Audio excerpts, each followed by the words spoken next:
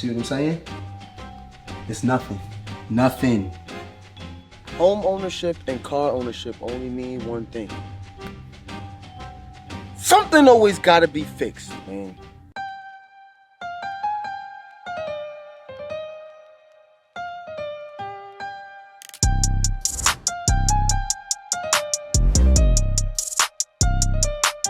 Everything looks good. Okay. It must be the house. The charger works fine, plugged into the car, everything's good. Did I tell you? Owning a home, something's always wrong, so it ain't the car, it's the house. 2003, a game came out called Need for Speed. I used to be in my dorm room. It was me and Kay all the time. On my off time, I'm playing Need for Speed and creating cars. I'm creating the same car every time. It was a red Porsche. It was a red Porsche with black rims with a chrome lip. And now look at my car, bro.